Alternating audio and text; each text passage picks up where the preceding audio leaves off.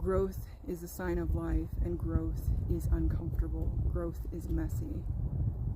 It does take your intention, your willpower, your decision to actively live your life in order to touch those moments where you truly feel aliveness and you are not just going through the motions.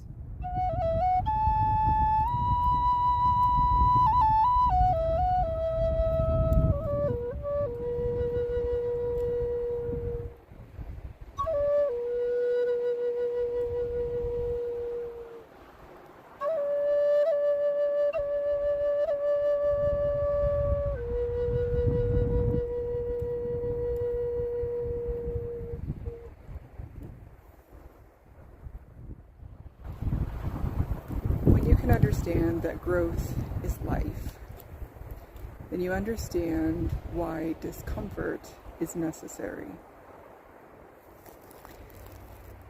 Creating homeostasis is what puts us into familiarity.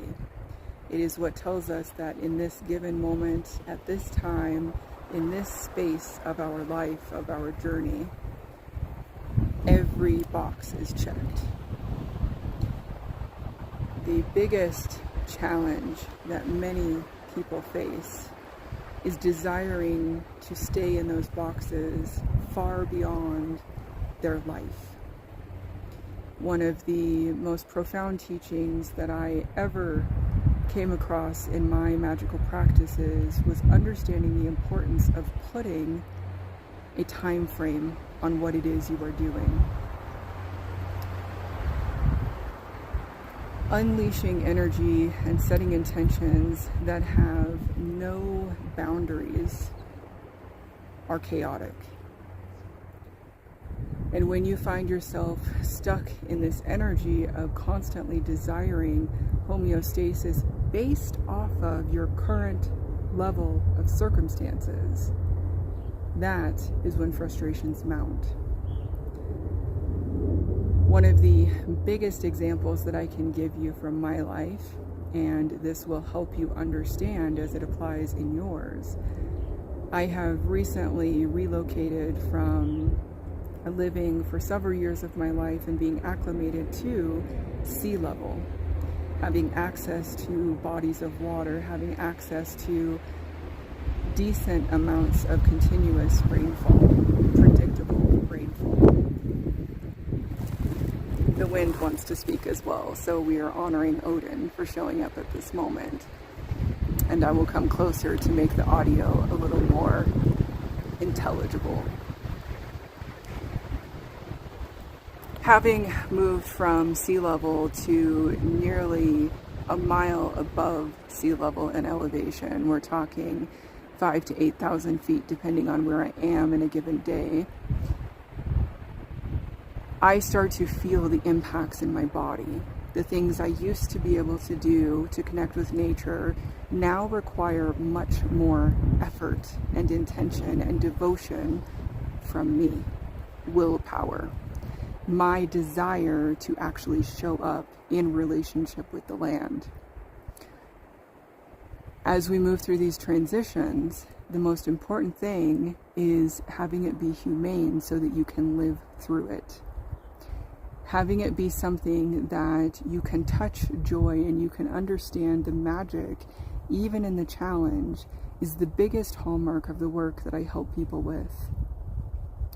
And the thing that has helped me do this continuously across my life has been connection to nature. Regardless of how nature presents, the natural world always carries the medicine that I need. The same is true for you. This ties into the larger concept that I have started to focus on, which is the individual approach to the concept of land back. Connecting with a culture, a people of the land who understand the ideology of relationship with the land is why land back is important. So When you look at the North American land back movement, what you understand on the surface level is that it is many of the indigenous tribes asking for the United States government to finally, once and for all, honor the land treaties that had been initiated when colonization was first occurring in this space.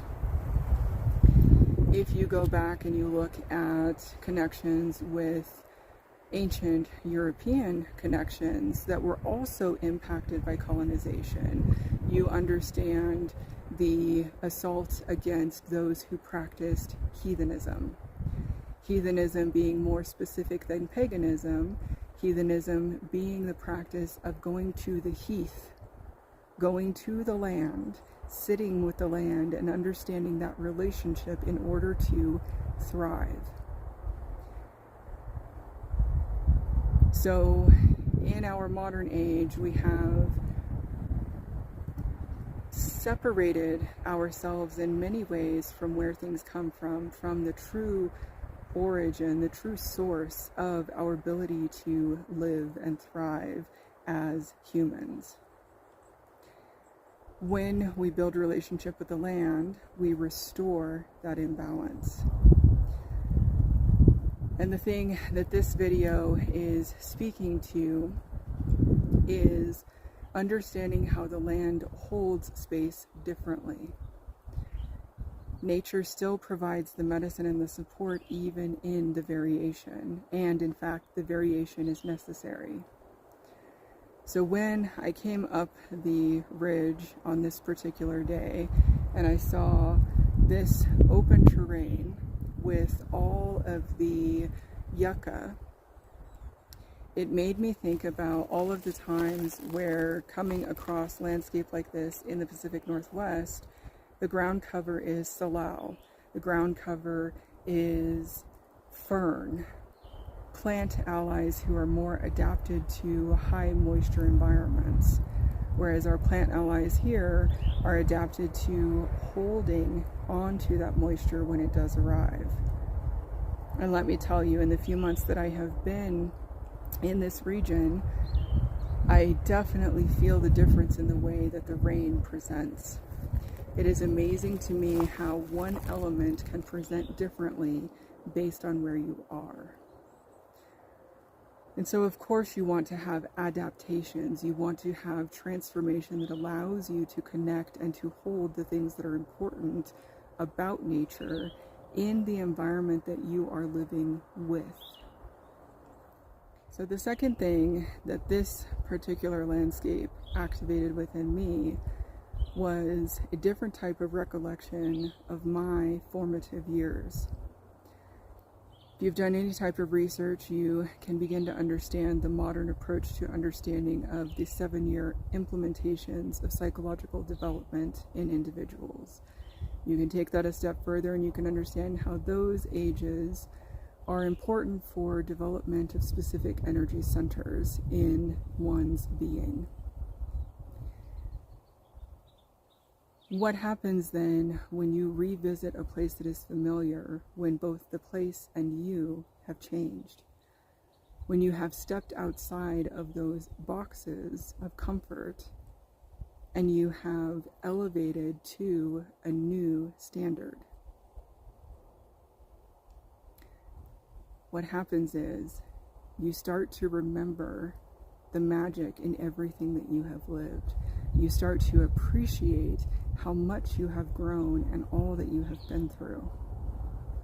To arrive at a similar place, somehow different and somehow the same, is the true hallmark of growth, which is what we started this video talking about. Growth is a sign of life, and growth is uncomfortable. Growth is messy.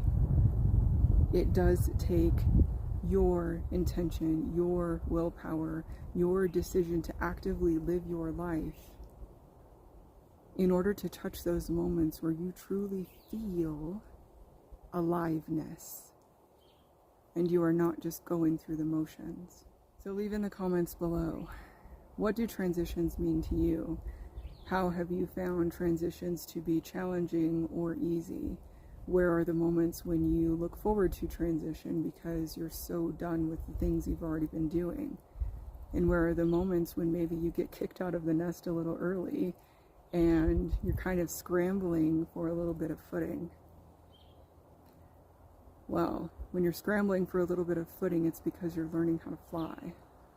Keep that in mind. You would like to go deeper into these type of concepts, into this type of support on both an energetic and a logical level, connecting in with your physical body and understanding where you are at this juncture in your journey, I'll invite you into frequency. You can read the description for more information on what this entails at the time of you viewing this video. With all of that said, it has been an honor to sit with you today. I am Jessica Radiance, and this is the Rune Weaver. I'll see you again next time.